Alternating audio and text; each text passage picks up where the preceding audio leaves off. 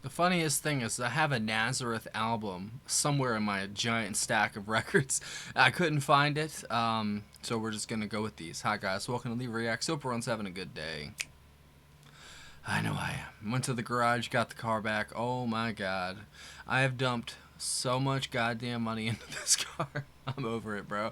But at least we have it back. And yesterday we had the Wi-Fi was out, like in and out, and I didn't want my computer to break because we kept losing power because our power line is like got like a branch on it. It don't matter, whatever. So this is a request from our alpha patron Cora. As always, Cora, thank you so much for all that you do for me, the channel, for everybody. You're the best, seriously. I really mean it. We're doing the track, not Telegram. That's the other one I was looking at. Lift the Lid. It's from Nazareth's 7th studio album, which was called Close Enough for Rock and Roll. Apparently the track Telegram, it's like a 3-parter. It's got a part from the Byrds in it, so technically Roger McGuinn and Chris Hillman have a writing credit on it. I thought that's funny. It's from 1976. That's all I know. Let's go. Don't forget to leave a like, comment, subscribe. Check out our Patreon and PayPal if you want to help support the channel. That's the best way to do it. Completely subscriber funded, community funded, you know what I mean? No, what do you want to call them? Promotions, whatever. I'm not selling you bullshit. It's just you and me and the music, and that's how it should be. So let's go. Lift the Lid, Nazareth. 3, 2, 1, go.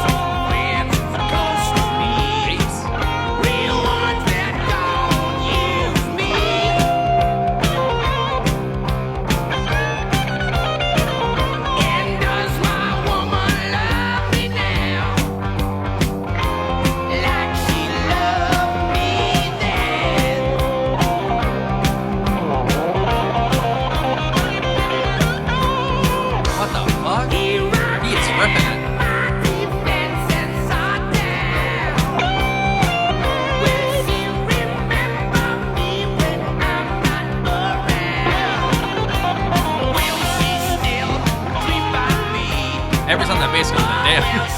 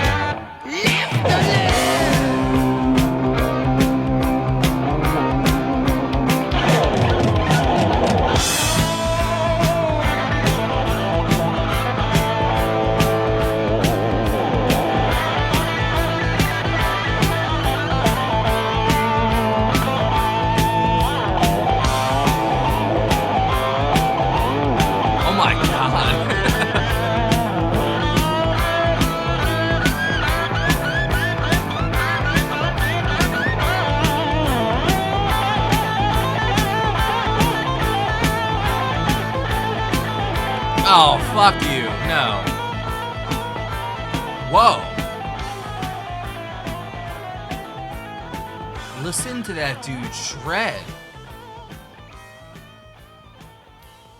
That's like, it's almost like 80s hair metal guitar, like Metallica or like ZZ Top sort of stuff, and then it still has that 70s rock and roll feel at the same time. That's really cool. That actually deserves to be played twice, I'm not gonna lie. But I've been trying to put a pause on that because I don't know. I looked at the analytics of things, and when I do the double plays, like half the people just like tune up right up there. So I will just say that deserves a double play. That was great. Definitely the guitar. That's the thing that stands out the most. I mean, good God. Manny Charlton. I swear I've heard that name before. I think we did a Nazareth track like like a year ago. It's probably even longer than that. I've covered so many bands in this channel that you probably could tell me about a video and I'd be like, oh yeah, I forgot about that one. So when you do this for a living and you post as many videos as I do, it's just like you lose track of them after a while, especially if you only do the band like once or something like that. There's probably tons of bands I've done I totally forgot about already. But how could you forget that? I mean, good God, that guitar was just out of this world. It felt like it didn't belong in 1976. Like that felt like mid-80s, you know, Kirk Hammett almost sort of stuff. Like that was sick. The drums pretty simple. He had a couple cool fills in there when the transition happened, and the bass is, oh my God, the bass too. When it did pop up, that shit was gnarly. It almost like competed the guitar when it pops up in those moments, but then the guitar always continues to shine.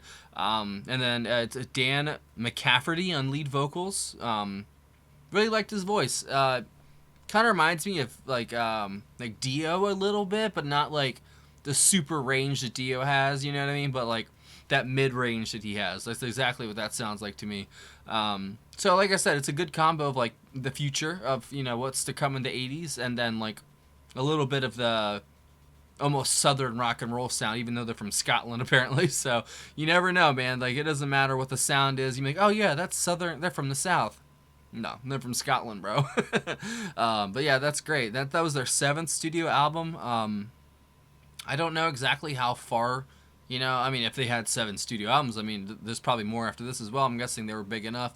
But, like, they're one of those bands that seems to have, you know, fallen into the cracks of obscurity almost, you know? And it sucks because there's so much good music from just the 70s alone. I mean, just that one decade. Then you could throw in the 60s, the 50s, the 80s. Like, you know what I'm saying? Any one of those decades, the 90s too. Like, you could dive in and there's some real good stuff.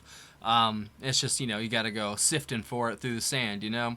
Because there is some stuff out there that from the 70s isn't the best, you know what I mean? But I would say this is definitely one of the good ones. This is a good gem. Like I said, it definitely has a good mix of things, but I don't know. That's like something you put on in the car and you're just like rocking out and having a good old time with the boys or the girls, whoever you're hanging out with, you know. Even though I feel like, hopefully there's like, because I hear kids driving around the neighborhood with like their golf carts and they're listening to, you know, either rock music or like remixed versions of like pop songs from the 2000s or the 2010s, you know what I mean? So I do have hope for the future musically, at least, you know, taste, because I do hear people playing classic rock like kids, you know what I mean? Like teenagers driving around. Like, how are they even allowed to drive those things around? Like, where are their parents at? You know, the dad in me comes out when I see 13-year-olds driving around on freaking golf carts. I'm like, you guys are gonna get yourself killed. Like, what are you doing, bro? There's so many cars in this neighborhood that just like fly around, you know what I mean? So whatever, good for them though. I wish I had a golf cart growing up. I would drive that motherfucker everywhere. Man, I had to walk everywhere. Sorry, never mind. But yeah, you know, it's just like bands like this that they rock, you know what I mean? They got a great sound, they got a good feeling to them, but just for some reason or another, they just didn't stick with I guess the changing of the times, it seems like. You know, I mean, I could be totally wrong. They could have been like a conquering force of the 80s for all I know. But from what I'm reading, it seems like, you know, they had like a decent sized fan base, but like not huge. And That sucks though, because like this rocked, you know, like this is like, you know, 90% better than anything else that's coming out nowadays, or like, you know, the decade before, you know, just good old fashioned rock and roll with some guitar that's out of this world. You can't beat that. Thank you, Cora. That was excellent. After, you know, the day I had, and I hate spending money, man. I'm not gonna lie, especially big chunks of it for like, I don't know. Like, if it's something I'd, like, you know, I feel like I deserve, or like, you know, something I did, you know, like, I don't mind paying it. But like, this fucking car, bro, it's the worst. But like, it seems to be running really good now, so hopefully I don't have to worry about it for a while, because fuck me, bro, that shit is ridiculous.